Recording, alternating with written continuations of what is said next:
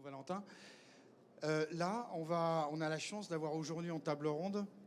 On a voulu se concentrer sur effectivement l'IA générative, d'accord, et essentiellement sur la partie marketing, donc vraiment sur la partie aval de notre métier, en suivant un petit peu la chaîne de progression de la création du produit jusqu'à sa mise en marché.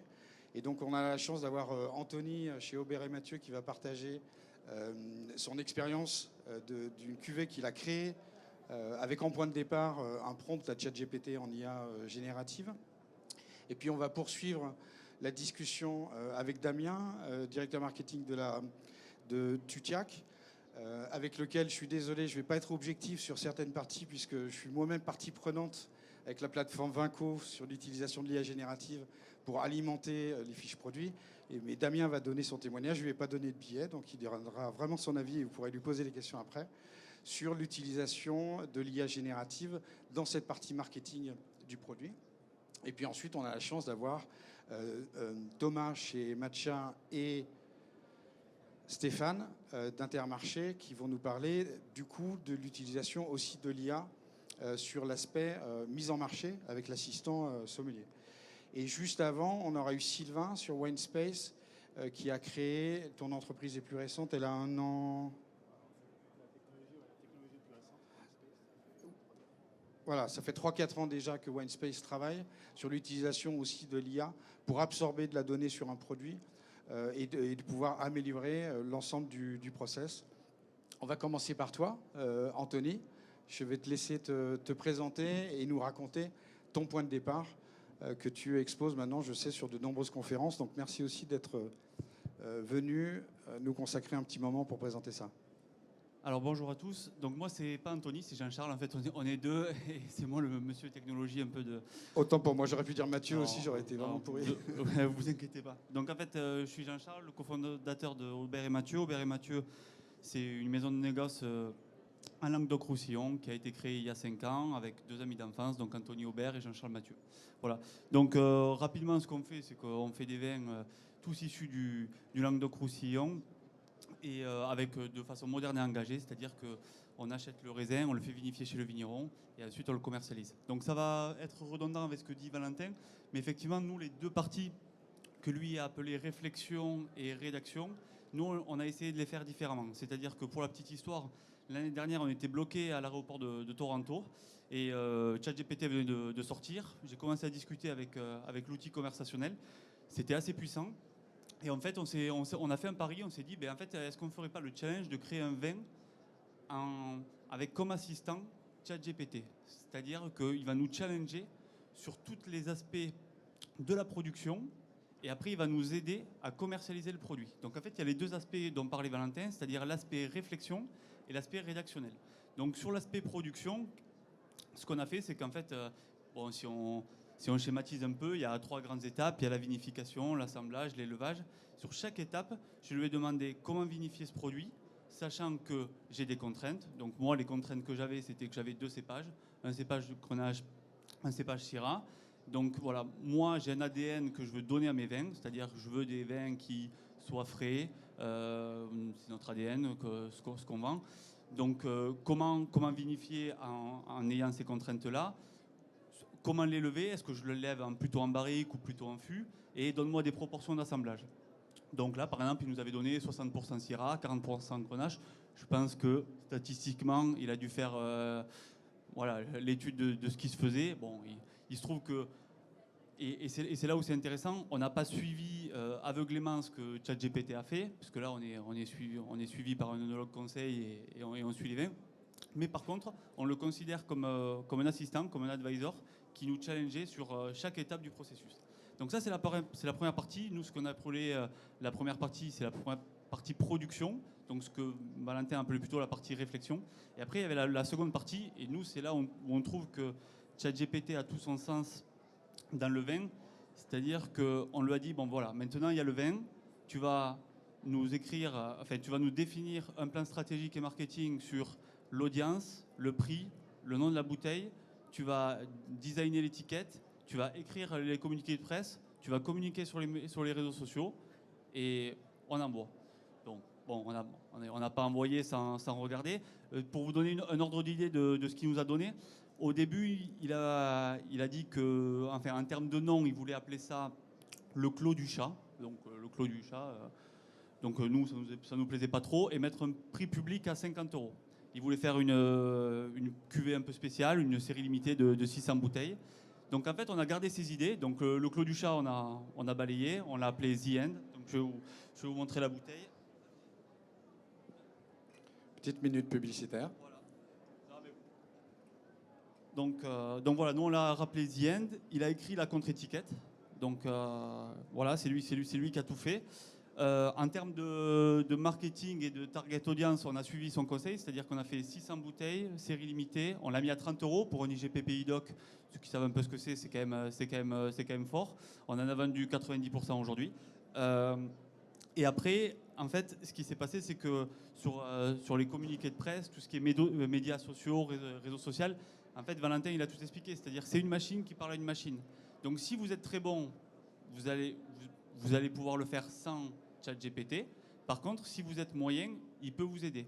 Encore faut-il rédiger le prompt. Il ne faut pas lui laisser entre guillemets, une liberté complète. Mais par contre, une fois que vous avez rédigé le post, vous lui dites, voilà, ça c'est mon post, optimise-moi ce post façon LinkedIn.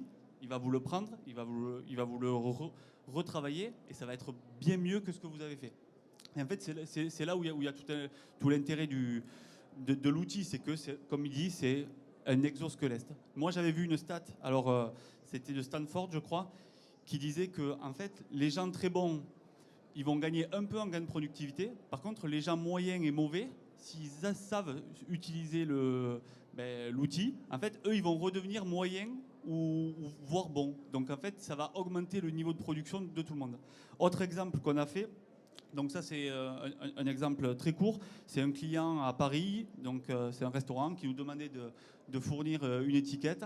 En fait, en général, nous, on travaille avec un designer qui est basé à Saint-Étienne, qui fait des choses très belles et tout ça. Là, on voulait quelque chose de coloré, assez floral.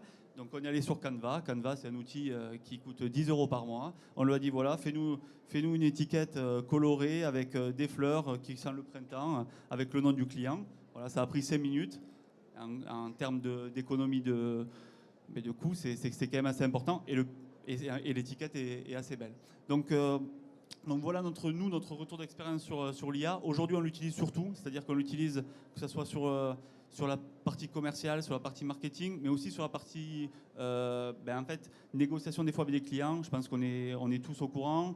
Le vin, parfois, enfin, on vit un moment compliqué. Des fois, il y a des tensions par rapport au prix, par rapport au paiement, par rapport au délai. Et en fait, quand vous demandez à ChatGPT de vous rephraser un mail de façon plus formelle, souvent, il est beaucoup plus froid, beaucoup plus empathique, et souvent, ça passe mieux. Parce que vous avez un peu de colère en vous, vous avez du ressentiment, vous avez du chose, et lui, on peut lui demander, voilà, réécris-moi ça de façon beaucoup plus formelle ou avec un ton beaucoup plus poli, et lui, il va arriver à doser. Donc tout ça, aujourd'hui, nous, on l'a mis en place au niveau de la société. Et donc aujourd'hui, on ne s'interdit pas de refaire une cuvée avec cet outil-là ou d'autres outils. Merci beaucoup, c'est un super témoignage et je suis sûr qu'il y aura des questions après. Vous pouvez les préparer, on fera tourner le micro, on se gardera 10 minutes à la fin de la table ronde pour que tout le monde puisse poser des questions. Maintenant, ça peut être intéressant aussi, là on a vu une création de produit en partant de rien. Ça peut être intéressant de passer le micro à Damien de la cave du Tutiac, où là, on a une équipe marketing qui est structurée, tout un portefeuille de produits. Qu'est-ce qui a amené à se poser la question de l'intégration de l'IA et à un moment son utilisation dans ton logiciel? Bonjour à tous, Damien Maléjac, donc je suis le responsable marketing communication pour Tutiac, on est producteur à Bordeaux. Nous, on a déjà une équipe constituée, on travaille aussi avec des agences ou autres qui vont nous conseiller. Et en fait, on s'est rendu compte que l'intelligence artificielle générative pouvait nous aider effectivement à être plus productifs, à faire soit plus vite ou alors à aller plus loin que ce qu'on faisait actuellement. Parce que l'intelligence artificielle, c'est certes ChatGPT, mais il y a Midjourney, il y a du text-to-text, text-to-image, text-to-vidéo. Et en fait, ça nous permet de travailler par exemple avec des agences de création qui, à date, nous font déjà du travail de qualité, mais de dire je voudrais, avec Midjourney, avoir des créations photoréalistes sur des lieux où on n'avait pas le potentiel d'aller faire des shootings, d'avoir des scènes qu'on n'était pas capable d'aller capter, et donc d'avoir du contenu qu'on n'avait pas auparavant. Pour toute la partie rédactionnelle, en fait, c'est là où justement on a développé beaucoup de choses avec Vinco.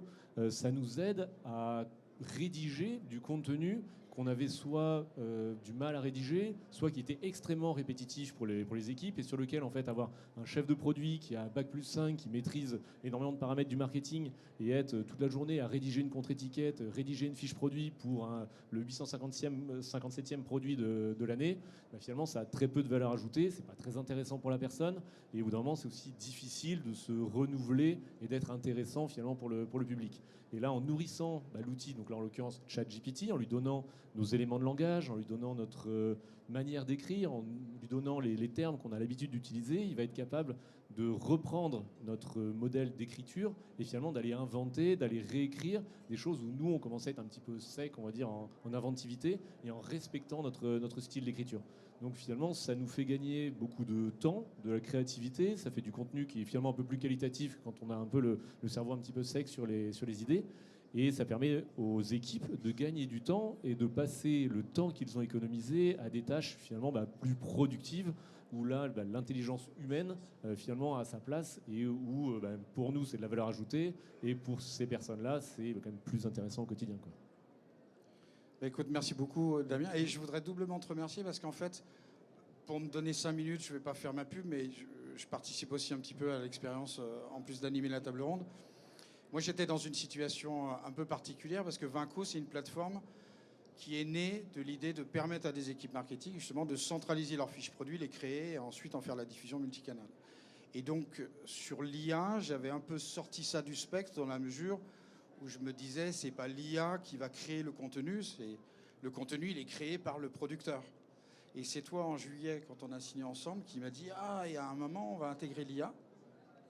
J'ai lu pendant le mois d'août, je pense que tout le monde l'a lu aussi, l'ouvrage de Pierre Alexandre sur l'intelligence artificielle. Et dès début septembre, on a pu commencer des expériences pour voir à quel endroit l'intégrer. Exactement. Et en fait, ce qui était intéressant, c'est que en fait, tout le travail de donner de la matière, on le faisait déjà en alimentant la plateforme Vinco. Donc finalement, on avait déjà nos contenus techniques qui étaient dedans, on avait déjà de l'information qui était dedans. Et donc maintenant, ChatGPT, avec l'utilisation de l'API et tout le développement qui a été fait par l'équipe Vinco, n'a plus qu'à utiliser finalement le contenu déjà disponible, donc le travail qu'on a déjà réalisé, pour aller créer un post LinkedIn, on en parlait, créer une autre fiche technique déclinée, la traduire maintenant, là sur la dernière évolution, sur les 15 derniers jours, c'est même de la traduction, où on peut aller chercher des langues, où on a un client qui nous demande tiens, j'ai mon client, je le rencontre demain, c'est un portugais, il me faudrait la fiche technique en portugais. Ah, je ne suis malheureusement pas bilingue en portugais, mais là au moins on a la possibilité d'y répondre très rapidement. Et donc c'est un gain vraiment de temps, d'efficacité. Et même le client, il se dit waouh, ils ont des contenus en portugais, c'est génial. Au moins c'est une équipe dynamique et qui est réactive par rapport à mes besoins, quoi. Et tout ça finalement en un gain de temps extraordinaire parce que le contenu était déjà rentré dans la plateforme. Ouais, ouais. Et du coup, on s'en rend compte aussi dans la diffusion avec des points de contact qui sont différents, puisque cette même donnée produit, on doit la mettre sur un LinkedIn où on parle d'une certaine façon, un Instagram d'une autre, une boutique d'une autre, d'une place de marché d'une autre. Et c'est difficile, tu me l'avais dit toi-même, à chaque fois de se dire, tiens, comment je vais réécrire la même information, mais sous un axe un petit peu différent. Et là, on sent bien, même si c'est de temps en temps, il peut y avoir de l'hallucination, mais on arrive quand même à la maîtriser de mieux en mieux. Et à la fin, de façon, on la juge avant de l'envoyer. Il y a toujours l'humain qui décide à la fin dans les propositions. J'ai beaucoup aimé quand tu as dit qu'effectivement, ChatGPT, il prend tout ça, il te fait une proposition et c'est à toi de décider derrière ce que tu vas en faire, l'améliorer. Il n'est pas en contact direct avec le dernier canal. Il y a plein d'autres questions que vous pourrez poser. Du coup, Sylvain, vous, c'est pas tant l'IA générative, c'est cette problématique que tu vas exposer où dans le vin, on a un certain langage, on ne doit pas laisser faire l'hallucination. Donc là, on est sur une petite parenthèse qui est moins l'IA générative, mais plus l'approche algorithmique dans l'IA. Est-ce que tu veux nous dire un petit peu ton cas d'usage, toi, sur les notes de dégustation ? Oui, tout à fait. Bonjour à tous. Donc moi, je suis un des fondateurs de OneSpace. On est une start-up bordelaise et nous, on travaille sur ces domaines de la data, de l'intelligence artificielle appliquée au vin, avec un domaine d'expertise qui est le goût du vin. Et donc pour ça, nous, on utilise l'intelligence artificielle et ces algorithmes qu'on appelle le traitement automatique des langues. Donc c'est comment un ordinateur, un algorithme va comprendre du texte, comprendre de la voix, générer du texte, générer de la voix, etc. Et donc nous, aujourd'hui, l'application qu'on en fait principalement, avant d'arriver sur la partie générative, c'est on a besoin, en tout cas les professionnels du vin aujourd'hui ont besoin d'avoir des données sur le goût des vins, de savoir quels vins sont consommés, qu'est-ce qui est apprécié par les consommateurs, quels vins sont produits. Et donc pour avoir des données qui aujourd'hui n'existent pas, on s'est tourné vers une donnée qui, pour le coup, qui n'est pas vraiment une donnée, mais qui est un contenu qui est produit par millions chaque année par les professionnels, ce sont les commentaires de dégustation. Et donc ces textes, aujourd'hui, contiennent énormément d'informations sur le goût des vins. Et ces informations-là étaient jusqu'à présent pas exploitées. Et donc on s'est rapproché de chercheurs en informatique, de l'INRIA. Je leur fais un petit coucou parce qu'on leur doit beaucoup, notamment à une équipe de Paris qui est vraiment spécialisée dans ce domaine qui s'appelle Almanac. Voilà. Et donc on a appliqué ces technologies à l'œnologie. Et donc avec nos algorithmes, on est capable de lire ces commentaires de dégustation, d'extraire toute l'information avec toute la nuance et la subtilité. Il ne s'agit pas uniquement de voir le mot tanin et de dire le vin est tannique, non. Est-ce qu'il manque de tanins? Est-ce que les tanins sont soyeux? Est-ce qu'ils sont durs? Et d'amener vraiment cette nuance dans la compréhension pour créer une data qui va pour le coup être exploitable, analysable. Donc voilà, aujourd'hui c'est ça l'expertise de WineSpace, c'est ça qu'on propose à nos clients, qui sont à la fois des concours de vin par exemple, qui ont 5 avis sur le même vin et qui vont vouloir faire une synthèse pour faire un retour au producteur. Donc ça, je vais y revenir parce que ça fait partie des objectifs de l'IA générative qu'on développe. On a des négociants qui dégustent à plusieurs et qui veulent parler d'une seule voix. Donc ce n'est pas l'avis de Pierre, Paul ou Jacques, mais c'est l'avis de l'équipe qu'on va synthétiser. Et donc grâce à ces technologies-là, on va centraliser. On va être aussi capable de chercher des vins avec des profils spécifiques pour des acheteurs, pour des importateurs, et va automatiser toute la partie sourcing produit. Donc ça, c'est pour la petite histoire. Et sur la partie générative, aujourd'hui, la problématique qu'on a eue, c'est que nous, on est capable de faire des belles visualisations de données en disant, voilà le profil du vin avec des beaux graphiques, avec tout un tas de données. Mais ce qui reste fondamental pour le monde du vin, ce sont ces commentaires de dégustation. C'est cette restitution textuelle aujourd'hui auquel ils sont attachés pour communiquer à leurs clients, pour communiquer entre eux, etc. Et donc, comment, à partir des données que nous, on a extraits des différents commentaires synthétisés, on peut régénérer un commentaire textuel. Et donc là, il y a plusieurs façons de le faire. Le premier, c'est de faire appel à ChatGPT pour nous générer un texte en l'entraînant sur nos données, en lui fournissant même le matériel initial, en disant voilà, il faut que tu parles de ça, de cette manière, etc. Mais on avait toujours cette problématique d'hallucination, de contrôle. Et si je reprends mon exemple du concours mondial de Bruxelles, il faut savoir que sur 3 jours, ils arrivent à déguster 10 000 vins et qu'à la fin du concours, il faut envoyer idéalement 10 000 commentaires de dégustation synthétisés. Et donc, on ne peut pas repasser derrière chaque commentaire. On ne peut pas les contrôler tous pour savoir s'il n'y a pas eu des hallucinations, s'il n'y a pas des trucs qui sont mal formulés. Et donc, on continue de travailler avec ces chercheurs de l'INRIA sur des technologies qui soient bien plus stables, explicables. C'est aussi un des principaux reproches qu'on peut faire à des outils de ChatGPT qui sont formidables pour un certain nombre de choses, mais qui nécessitent un contrôle humain par rapport à tout ce qui est produit. Et donc voilà, avec ces chercheurs, on développe ces nouveaux algorithmes qui vont être experts sur un métier que demain ChatGPT pourra appeler sur une tâche précise. Il faut savoir que par exemple ChatGPT, si on lui demande de faire une multiplication à 8 chiffres, il va être moins bon qu'une calculatrice parce qu'il n'a pas cette notion de calcul, il n'a pas cette notion de réflexion. Il va peut-être nous bluffer parce qu'il va avoir vu des choses et il va être capable de nous sortir le bon résultat, mais ce n'est pas un outil qui est spécialisé dans tout ça. Et donc l'idée, c'est de développer des outils pour le monde du vin qui soient experts et qui vont pouvoir nous fournir un commentaire de dégustation qui soit techniquement précis, qui utilise le mot juste pour décrire un critère précis.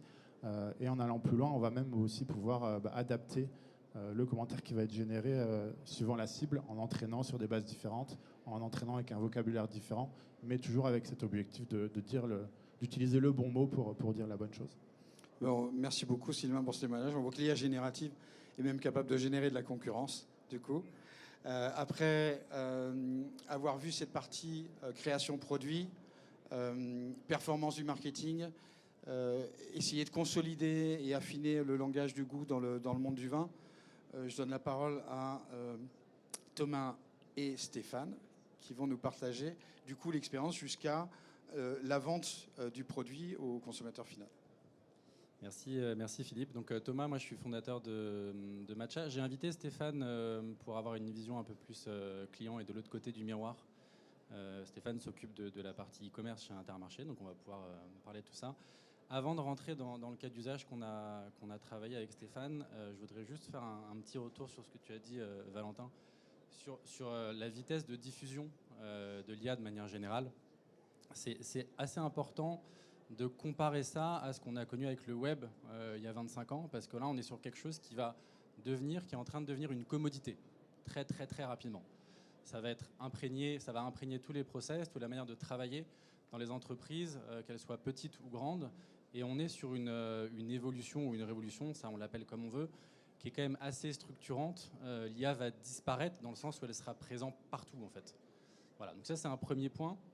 Après, nous côté Matcha, on a, donc, pour décrire un peu ce qu'on fait plus précisément, on est une solution de personal shopper dédiée au rayon complexe. Donc on a commencé avec tout ce qui est vin, bière, spiritueux, avec une proposition de valeur qui est comment est-ce qu'on peut accompagner les shoppers en leur apportant du conseil en e-commerce, en magasin, en travel retail, partout là où ils ont besoin d'être accompagnés sur un achat qui en général pour eux est assez compliqué. Pour la petite histoire, il y a 4 ans, dans ce même salon, on a fait un match entre la technologie Matcha et l'IA Matcha et Gaëtan Bouvier, qui était meilleur sommelier de France 2016, sur la partie accord mets vin, qui est historiquement le premier sujet qu'on a travaillé. Et avant l'IA générative, on avait en interne une IA non générative ou une IA classique sur le sujet des accords mets vin, mais l'IA générative a permis d'accélérer la cadence et aujourd'hui, on va l'utiliser de plusieurs manières. On va l'utiliser pour comprendre tous les produits qu'on veut conseiller, pour relier ça à notre base de données et en fait avoir une compréhension beaucoup plus fine de ce qu'on peut avoir comme profil de vin. Est-ce que ça va être boisé, fruité, avec quelle intensité, etc. Et c'est là où on rejoint un peu ce que Sylvain disait sur la partie wine space et les commentaires de dégustation. Donc premier cas d'usage, ça veut dire concrètement que quand Stéphane et son équipe m'envoient des centaines ou des milliers de vins pour tous les magasins de France et de Navarre d'Intermarché, je vais être capable instantanément de comprendre les profils en reliant ChatGPT ou un autre modèle à la base de données Matcha.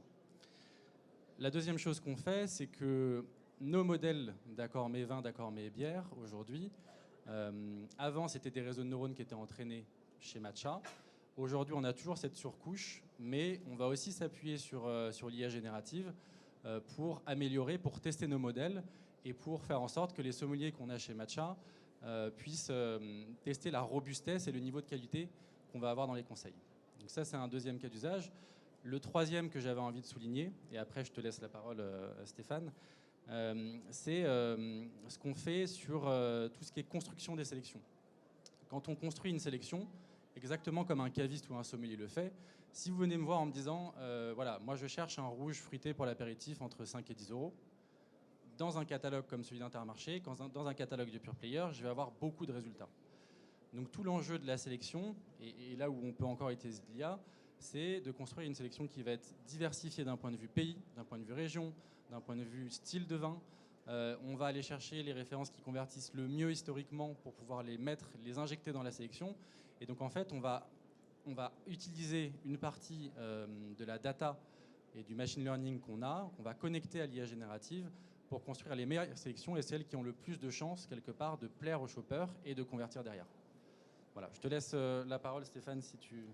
Bonjour tout le monde, donc Stéphane Smolarek, je suis responsable de l'offre et de la valorisation de l'offre sur le site intermarché.com qui regroupe le drive et la livraison à domicile.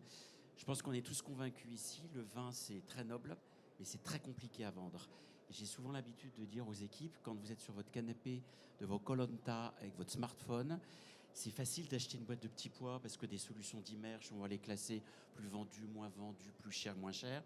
Le vin, ça ne veut pas dire grand-chose dans ces cas-là.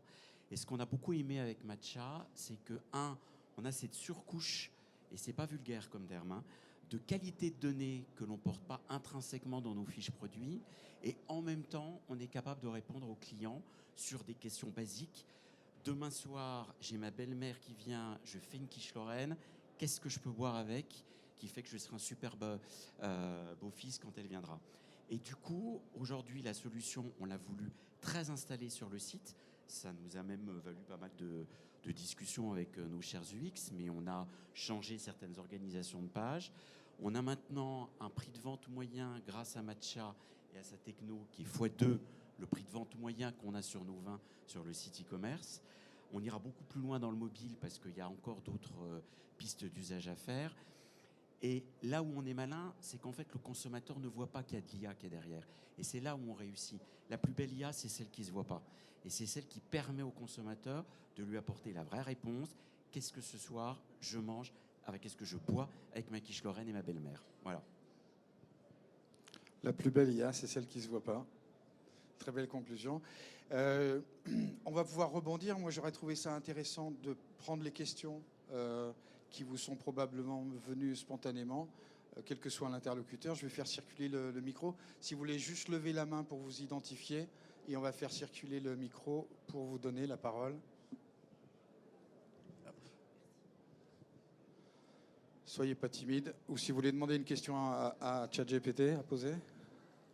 Merci. Vous avez donné un bel exemple en introduction sur la fraude qui s'est passée à Hong Kong.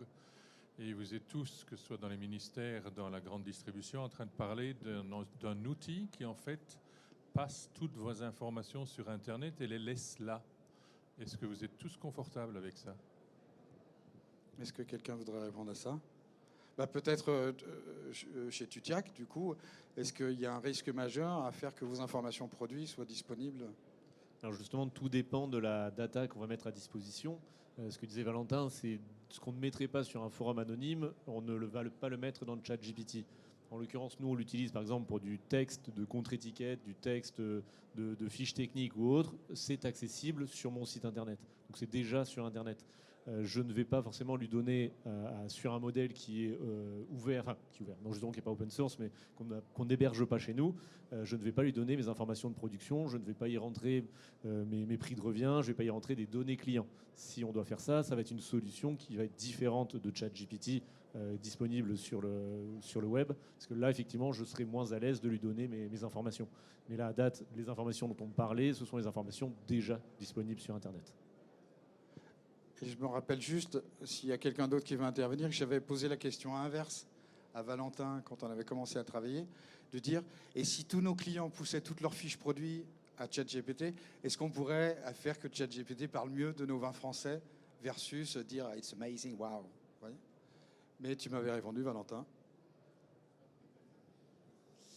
Non, ouais, sur ce point-là, il y a un enjeu de pondération de qu'est-ce qui va entraîner les futurs modèles versus ce qui a déjà entraîné les modèles précédents. Et en effet, je pense que pour le coup, ce sera plutôt des gouttes d'eau dans l'océan. Et pour prolonger un peu sur la question, c'est une bonne question parce qu'en fait, il y a une vraie analyse de risque à faire et une très bonne réponse a été apportée. C'est qu'à partir du moment où déjà tout est en ligne, c'est pas un sujet. Mais il faut décomposer pour chacune des tâches quel est le risque en face. Et à ce compte-là, va y avoir des informations. Par exemple, si on est une administration ou qu'on est une industrie de défense à risque, oui, on ne va pas partir sur du OpenAI en Californie. On va réfléchir à de nouveaux modèles. Il y a des très belles pépites françaises qui sont en train de se construire sur cette idée-là, d'avoir quelque chose de potentiellement plus souverain, plus local, qu'on peut faire, qui sera plus protégé. La question, ça va être sur cette zone grise qu'on a entre les deux, sur des informations un peu spéciales qu'on ne veut pas, un peu certaines données financières ou qu'on n'a pas envie de voir arriver sur OpenAI, sur ChatGPT. Alors moi, j'ai mon avis à moi. Alors il est spécifique et il engage que moi. C'est qu'il faut aussi un peu se fier au business model d'OpenAI derrière. C'est-à-dire que l'objectif de ChatGPT et d'OpenAI, c'est vraiment de rejoindre un peu à la bureautique de Microsoft, Word, Excel, c'est-à-dire d'être un outil que vous avez et que les entreprises vont utiliser en confiance. Contrairement à un Facebook, Instagram, Meta, dont l'objectif c'est de récupérer vos données pour les vendre à des publicitaires. C'est assez peu probable à court terme, à moyen terme, long terme que vous trouviez des pubs sur ChatGPT, OpenAI. C'est pas leur objectif. Donc si demain une entreprise est mise en difficulté à cause de ChatGPT, mais sérieusement, ChatGPT, OpenAI derrière, l'entreprise derrière ChatGPT, et sera elle-même mise en difficulté fortement. Et tout son business model sera mis en danger. Donc il faut un peu faire confiance à cet alignement d'intérêts, qui est assez intéressant, sans pour autant prendre des risques inconsidérés en mettant des informations qui ne devraient pas y être. Une autre question ? Quels sont les outils de l'IA pour aider un petit domaine à créer un site internet, s'il vous plaît ?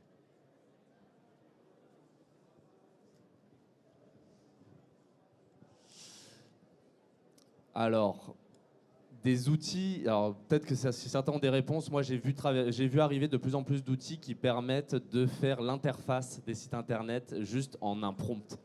De faire alors un prompt, alors on l'a dit, on l'a peut-être répété, ça veut dire une requête. C'est l'instruction qu'on va donner à la machine. Et de plus en plus, on est en train de créer un outil qui fait du texte à interface. On dit je veux un site qui a ce design-là, qui aura ce type de fonction, et on a le code HTML, CSS qui va sortir et qui va donner une première option. La réalité, c'est que malgré tout, c'est pour le moment des outils qu'on va plutôt confier à des professionnels, à des web designers, des UX, des UI, qui vont eux-mêmes travailler plus rapidement, pouvoir proposer plus d'alternatives pour y aller, mais de là à l'utiliser encore soi-même, je pense qu'on n'y est pas encore tout à fait. Mais peut-être. Non, effectivement, c'est comme tu disais tout à l'heure, si toi tu essayes d'utiliser ChatGPT pour donner des conseils de santé, ça peut être dangereux, vaut mieux le confier à un médecin qui saura analyser les résultats. Et c'est vrai qu'à date, ça peut nous aider à construire du contenu pour le site internet, de l'image, du texte, le rendre plus pertinent pour du référencement. Mais je pense qu'il faut encore mieux un professionnel quand même pour agréger ce contenu et créer quand même la structure même du site internet. Et juste pour compléter, au-delà de la création, il y a des outils aujourd'hui qui permettent d'améliorer l'efficacité du site. Donc le funnel, de manière générale, à partir du moment où le shopper arrive sur le site jusqu'à la fin du panier. J'en ai un en tête qui est un outil qui permet ce qu'on appelle une heatmap, de regarder où le shopper porte son regard en premier lieu. Et donc du coup de travailler les éléments du site visuellement pour que la proposition de valeur soit plus claire et que derrière le funnel soit le plus efficace possible. Parce qu'on sait bien qu'il y a beaucoup de gens qui viennent sur un site pour prendre de l'info, c'est tout à fait normal, mais du coup l'idée c'est de l'engager, de le passionner avec du contenu et de l'inciter à revenir pour acheter ou pour s'engager au domaine. Et j'aurais bien rebondi sur ce que disait Valentin au début sur si on utilise bien ChatGPT, plus 40%, si on l'utilise mal, moins 20%. Et si vous avez fait l'expérience, d'ailleurs faites-le, ChatGPT, vous lui dites faites-moi une note de dégustation sur un vin rouge. Il va finalement faire un truc très commun qui correspond à rien. Vous n'aurez pas envie de mettre ça en argumentaire ni pour vous, ni pour un commercial, parce que finalement, on va plutôt chercher à faire un bon... D'ailleurs, en création, ce qui fait une bonne création, c'est d'abord un bon brief. Ce qui fait souvent une bonne réponse, c'est d'avoir posé une bonne question. Et justement, ça me fait penser à un essai qu'on avait fait au tout début, avant de calibrer bien le prompt qu'on avait mis qui est caché derrière Vinco sur la partie IA générative. En fait, on avait demandé à ChatGPT de faire un commentaire pour un vin. On l'a trouvé un peu technique. On s'est dit, est-ce que tu peux nous le rendre un peu plus facile à comprendre pour quelqu'un qui ne connaît pas trop le vin? Il a dit, aucun problème. Et il a dit, en fait, ce vin, alors il nous parlait d'assemblage et de tout ça, il a dit, simplifie-le. Il a dit, en fait, ce vin, c'est comme une potion magique dans laquelle l'œnologue a mélangé plein d'ingrédients secrets. Bon, bah là, en l'occurrence, c'était un mauvais prompt qu'on lui avait demandé. Et donc, il faut être capable de voir que le résultat ne colle pas. Donc là, c'était assez simple. Il y a des fois, il faut être capable justement de repérer quand la différence est plus subtile que ça. Excellent exemple, c'est vrai que je ne me rappelais plus. L'esprit critique, du coup. Question? Profitez, hein.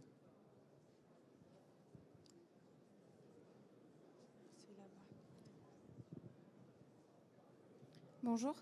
Je me posais la question par rapport à la création d'étiquettes, donc Aubert et Mathieu. Aujourd'hui, oui, il y a de fabuleux outils. La question est simple. À qui appartient cette étiquette? Parce que je pense qu'aujourd'hui, quelqu'un tape les mêmes mots, potentiellement il tombe sur le même format. Il y a des histoires de droits d'auteur, il y a des histoires de dépôt de marque et d'image sur des identités fortes. Voilà. Ok, là typiquement sur celle-ci, c'est la seule qu'on a créée avec Canva. L'étiquette nous appartient puisque tout simplement, on l'a déposée.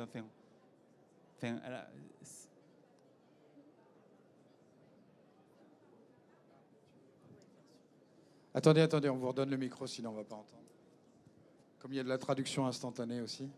Pardon, je dis, sauf erreur de ma part, aujourd'hui, il y a un flou juridique sur les droits d'auteur des créations issues de ce type de plateforme. Donc, elle est faite sur Canva, certes. Est-ce qu'elle appartient à Canva? Est-ce que c'est une image qui a été sélectionnée sur une banque d'images déposée par un designer dont vous ne connaissez pas l'identité? Honnêtement, moi, aujourd'hui, je me pose vraiment la question et j'aurais peur en tant que marque de lancer quelque chose sans savoir d'où ça provient vraiment? Alors, il y a 2 exemples. Nous, nos cuvées qu'on a fait avec un designer qui est basé à Saint-Étienne, les étiquettes lui appartiennent parce que c'est sa création. Donc, bon, il a pris des images libres de droit qu'il a mixées avec d'autres images, mais elles sont à lui, elles lui appartiennent. Sur Canva, bon, je ne connais pas la politique de la condition d'utilisation de Canva, mais je pense que toutes les images sur Canva sont libres de droit. Peut-être pas toutes, mais à mon avis, c'est spécifié quand c'est pas libre de droit, et souvent c'est payant. Là, nous, on a une version qui était gratuite, donc je pense que la version gratuite, c'est pas ça. Et je vais vous prendre un autre exemple. Si vous faites une présentation avec des images de Canva, est-ce qu'elle appartient, le PPT appartient, enfin la présentation appartient à Canva? Je ne passe pas non plus. Mais donc à partir du moment où effectivement il y a un copyright sur l'image, mentionner l'auteur, je pense que oui. Mais aujourd'hui, je pense que, enfin Valentin répondra peut-être mieux que moi, je pense qu'on est dans une zone grise. Aujourd'hui, si par exemple Sony fait avec de l'IA un morceau de musique, avec des paroles d'un auteur, à qui appartient la chanson, je ne sais pas. Valentin? Et pour compléter, l'idée c'est que justement, vu si on est sur de l'IA générative, on est toujours normalement sur une création originale qui peut en effet s'inspirer de données d'entraînement. Là, ça va être le rôle. En effet, il y a beaucoup de flux juridiques en ce moment. L'IA Act en Europe essaie de réfléchir sur cette histoire de droit d'auteur. Aux États-Unis, entre le Wall Street Journal et OpenAI, il y a beaucoup de questions sur la répartition de la valeur parce que tout ChatGPT s'est entraîné sur beaucoup de médias. Donc ça va petit à petit un peu se décider, savoir ce qu'on va faire, à qui va revenir la valeur dans tout ça. Ceci dit, quand on effectue un réel travail de requête, par exemple pour créer une étiquette, la réalité, c'est que c'est très peu probable qu'on fasse une petite demande, ça fait une proposition et on la prend. Ce qu'on va faire, c'est une bonne requête sur ce type d'outils, c'est une requête, c'est une approche itérative où on va y revenir 6 fois, 7 fois, 8 fois, 9 fois, 10 fois, de sorte que il ne faut pas avoir peur de la standardisation de la sortie, parce que vous aurez toujours ce que disent un peu les Américains, c'est garbage in, garbage out. Si vous mettez des déchets en entrée, vous aurez des déchets en sortie. Et en fait, l'originalité et la spécificité de la sortie sera toujours correspondante à l'originalité, à la spécificité de l'entrée. Donc en fait, si vous demandez quelque chose de très spécifique et de très original et de très adapté à votre vision, à votre situation, à votre entreprise, à votre produit, vous pouvez être sûr que vous aurez un résultat très original. Donc si là, je me mets à demander un poème en alexandrin sur WineTech en langage, en elfique de Tolkien, vous pouvez être sûr à 100% que j'aurai pas de copywriting et ça aura déjà été fait. Ce sera nouveau. Donc tout l'enjeu est de savoir justement faire cette requête assez spécifique pour même pas avoir peur de ça. Et si vous faites ça, vous n'aurez plus peur du tout. C'est très clair. Et je pense que c'était bien aussi, Charles, c'est ça, d'appuyer le fait que cette question que vous posez à ChatGPT, elle peut aussi se poser avec un graphiste qui a gardé les droits pour lui et qui les a passés. Une dernière question avant de libérer nos intervenants et de les applaudir chaleureusement. Écoutez, s'il n'y a plus de questions juste avant de les applaudir, je vous inviterai à aller voir sur leur stand WineSpace qui est juste de l'autre côté, Vinco qui est aussi juste de l'autre côté, qui pourront vous faire des démonstrations de leurs usages, d'aller boire les vins d'Aubert et Mathieu. Matcha, je ne sais pas si vous avez ils seront juste à côté, donc vous pourrez leur poser des questions. Damien va être un peu là, allez aussi goûter ces vins. Et Valentin, si vous voulez prendre sa carte pour qu'il vienne intervenir dans votre entreprise pour vous accompagner, ça sera avec grand plaisir. Je vous remercie beaucoup. S'il n'y a plus de questions, vous pouvez applaudir nos intervenants. Merci à vous. Merci.